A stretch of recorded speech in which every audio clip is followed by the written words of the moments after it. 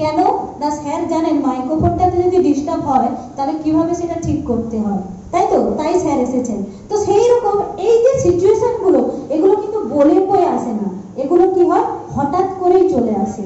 আর এই সিচুয়েশন গুলোকে আমরা কি বলি, ইমার্জেন্সি সিচুয়েশন।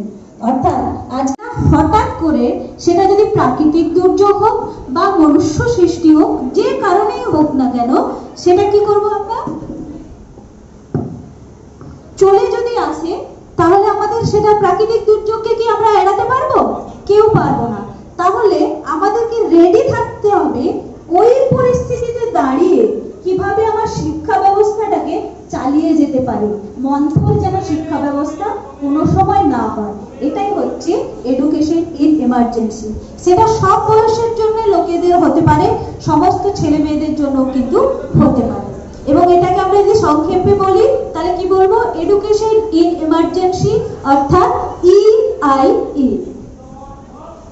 আচ্ছা, এই এডুকেশন ইন এমার্জেন্সি সিচুয়েশনটা কিন্তু আমরা প্রথম উপলব্ধি করেছিলাম কখন, খুব বেশি করে না কোভিড-19 এর ক্ষেত্রে।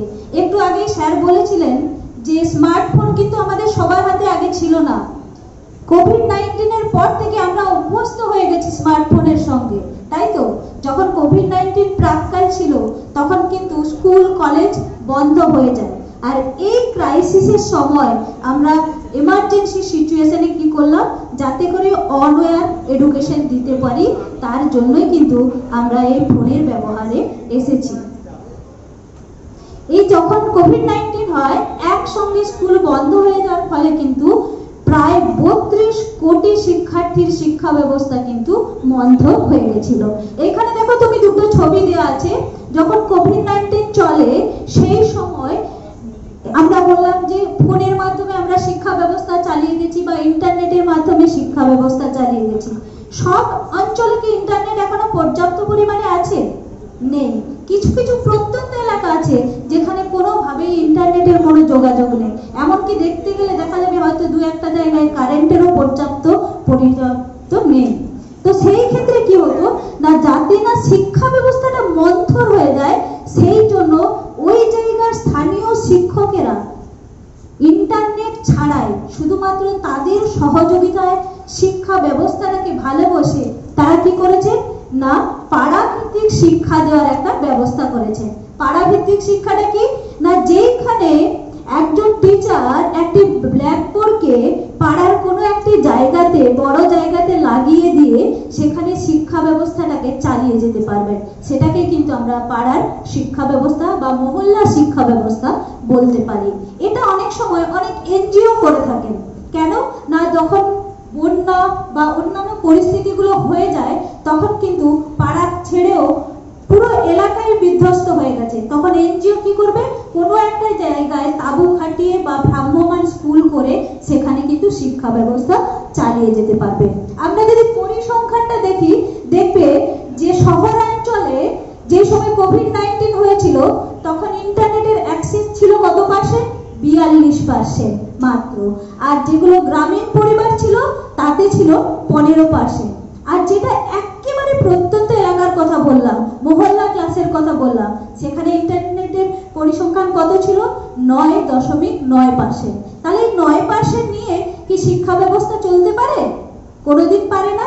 তাহলে সেই ক্ষেত্রে কিন্তু আমাদের এনজিও বা মহল্লার মতো শিক্ষা ব্যবস্থাটা কিন্তু চালিয়ে যেতে হবে।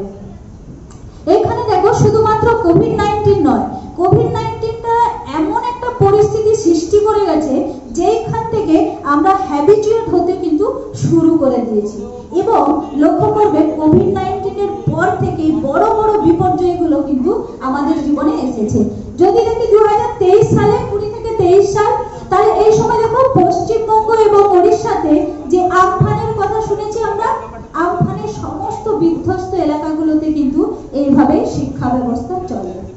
এরপরে 2022-এ দেখো আসাম ও বিহারে যে বন্যা হয়েছিল তাতেও কিন্তু শিক্ষা ব্যবস্থা একেবারে ভেঙে দুমড়ে মুচড়ে গিয়েছিল। এরপর দেখো মণিপুরের জাতিগত সংঘাত, এটা হয়েছিল 2023-এ, এখানেও শিক্ষা ব্যবস্থাটাকে বিপর্যস্ত করে পড়ে। আর কি হয়েছিল না, উত্তরাখণ্ডে 2023 সালে যে ভূমি অধঃপতন মানে ভূমি ধস হয়ে গেছিল, তার ফলে কিন্তু 300টারও বেশি স্কুল একেবারে ভেঙে মুচড়ে পড়ে যায়। সেইখানে কিন্তু এইভাবে শিক্ষা ব্যবস্থা চলে এসেছে। আর আমরা সবাই দেখেছি 2024-25-এর তাপপ্রবাহ, আজকে কালকে বৃষ্টি হয়েছে বলে, না হলে হয়তো আমরা এত সময় এত শান্তিতে এই হলে বসতেও পারতাম না। এই যে তাপপ্রবাহে বেশিরভাগ স্কুল ছুটি দিতে বাধ্য হচ্ছে, তাহলে কি সেইখানে পড়াশোনা বন্ধ হয়ে থাকবে? না, অবশ্যই না। আমরা ইন্টারনেটের মাধ্যমে কিন্তু সেই পড়াশোনা চালিয়ে যেতে পারবো। আচ্ছা, এই যে বললাম যে ইন্টারনেট 42% শহরাঞ্চলে ছিল, বাকি প্রত্যন্ত এলাকাগুলোতে 9.9% ছিল। তাহলে যদি সবাই ইন্টারনেটের উপরেই নির্ভর করি, আমরা কি শিক্ষা ব্যবস্থা সমমানেই চালাতে পারবো? পারবো না, তাই তো? তাহলে আমাদেরকে কি করতে হবে না, ইন্টারনেট ছাড়া শিক্ষা ব্যবস্থা আমরা কিভাবে করতে পারি সেটাও কিন্তু আমাদেরকে লক্ষ্য রাখতে হবে। তো এই ক্ষেত্রে কি করেছে না, দীক্ষা digital infrastructure for knowledge sharing, দীক্ষা এবং PME বিদ্যা, এই দুটি নামে সাইট যে ছিল, এরা ইন্টারনেট ছাড়াই অন এয়ার কিন্তু আমাদের শিক্ষা ব্যবস্থা দিতে ভীষণভাবে সাহায্য করেছে। এরা কি করেছে না, টিভি, রেডিও ইত্যাদি চ্যানেলের সাহায্যে কিন্তু আমাদের শিক্ষা ব্যবস্থাটাকে সমস্ত ক্লাসের সমস্ত শ্রেণীর কাছে পৌঁছে দেওয়ার চেষ্টা করেছে। এই দীক্ষাতে বলেছে যে 1 ক্লাস ফর 1 চ্যানেল, মানে একটা চ্যানেলের জন্য একটা তোমার ক্লাস, অর্থাৎ তুমি যদি ক্লাস 1-এ পড়ো তাহলে তোমার চ্যানেল হচ্ছে 1। এইভাবে 12 ক্লাস পর্যন্ত 12টা চ্যানেল কিন্তু হয়েছিল। আর কি করেছিল, ISL বলতে কি বোঝাচ্ছে না, ভারতীয় সাংকেতিক ভাষা। সাংকেতিক ভাষা বলতে আমরা প্রথমেই আমাদের মাথায় আইডিয়া আসে কি, সে সাইন ল্যাঙ্গুয়েজ ইউজ করে, তাই তো? তার মানে সে বলতে পারে না। তাহলে তারা কিভাবে পড়াশোনা করবে? তারা কি লেকচার মেথডে পড়াশোনা করতে পারবে না? তাদের জন্য কি হয়েছিল না, চ্যানেল 32 নামের যে চ্যানেলটি ছিল সেটা এই বধির শিশুদের জন্য কিন্তু দেয়া ছিল, যেটা 24x7 দিয়ে আমরা সব সময় কন্টেন্ট গুলো আপলোড করতাম। তাহলে আমরা যদি এই আলোচনাটা পর্যালোচনা করি, তাহলে আমাদের কি করতে হবে না, কিভাবে আমরা আরো শিক্ষা ব্যবস্থাকে এগিয়ে নিয়ে যেতে পারবো। যেই শিক্ষা ব্যবস্থাটা আমাদের মন্দীভূত হয়েছে, সেটা যেরকম আমাদের প্রত্যেক ক্লাস হলে যেভাবে চলে সেইভাবে আমরা চালাতে পারবো, তার জন্যই কিন্তু আমাদের এই খোঁজটা ছিল। তাহলে আমরা যদি কোন কোন ভুলগুলো করেছি সেই ভুলটা ধরতে পারি, তাহলে আমরা কিভাবে ঠিক করব সেই পদ্ধতি কিন্তু আমরা চালিয়ে যেতে পারবো। আর আমরা দেখেছি এখন আমাদের ভারত সব দিক থেকে উন্নতির শিখরে পৌঁছাচ্ছে, তাই তো? আমার সঙ্গে তোমরা সহমত?